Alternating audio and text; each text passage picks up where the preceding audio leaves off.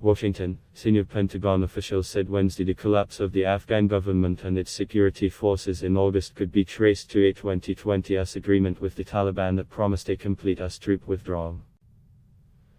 General Frank McKenzie, the head of Central Command, told the House Armed Services Committee that once the US troop presence was pushed below, as part of President Joe Biden's decision in April to complete a total withdrawal by September, the unraveling of the US-backed Afghan government accelerated. The signing of the Doha Agreement had a really pernicious effect on the government of Afghanistan and on its military, psychological more than anything else, but we set a date certain for when we were going to leave and when they could expect all assistance to end, McKenzie said.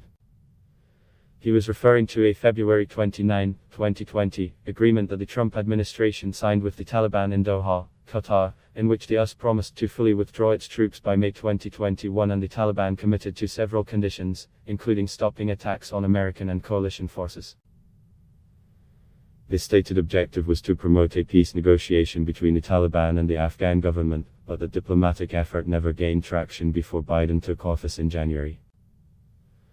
McKenzie said he also had believed, for quite a while, that if the United States reduced the number of its military advisors in Afghanistan below, the Kabul government inevitably would collapse, and that the military would follow.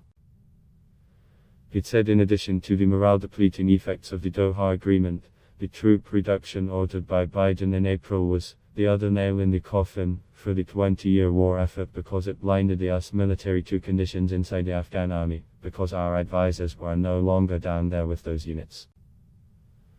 Defense Secretary Lloyd Austin, testifying alongside McKenzie, said he agreed with McKenzie's analysis.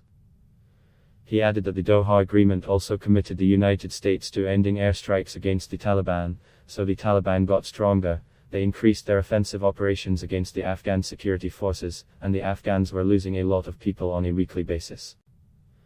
Wednesday's hearing was politically charged, with Republicans seeking to cast Biden as wrong-headed on Afghanistan, and Democrats pointing to what they called ill-advised decisions during the Trump years. General Mark Milley, chairman of the Joint Chiefs of Staff, had said a day earlier in a similar hearing in the Senate that the war in Afghanistan was a strategic failure, and he repeated that on Wednesday. Milley told the Senate committee when pressed Tuesday that it had been his personal opinion that at least US troops were needed to guard against a collapse of the Kabul government and a return to Taliban rule. Defying US intelligence assessments, the Afghan government and its US-trained army collapsed in mid-August, allowing the Taliban, which had ruled the country from 1996 to 2001, to capture Kabul with what Milley described as a couple of hundred men on motorcycles, without a shot being fired. That triggered a frantic US effort to evacuate American civilians, Afghan allies and others from Kabul airport. This week's House and Senate hearings marked the start of what is likely to be an extended congressional review of the US failures in Afghanistan, after years of limited congressional oversight of the war and the hundreds of billions of taxpayer dollars it consumed. The Republicans' sudden interest in Afghanistan is plain old politics, said Senator Elizabeth Warren, a Massachusetts Democrat, who supported Biden's decision to end US involvement there.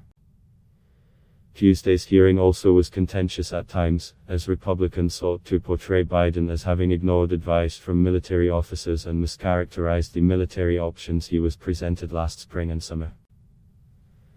In a blunt assessment of a war that cost American lives, Milley said the result was years in the making. Outcomes in a war like this, an outcome that is a strategic failure, the enemy is in charge in Kabul. There's no way else to describe that is a cumulative effect of 20 years, he said Tuesday, adding that lessons need to be learned, including whether the US military made the Afghans overly dependent on American technology in a mistaken effort to make the Afghan army look like the American army.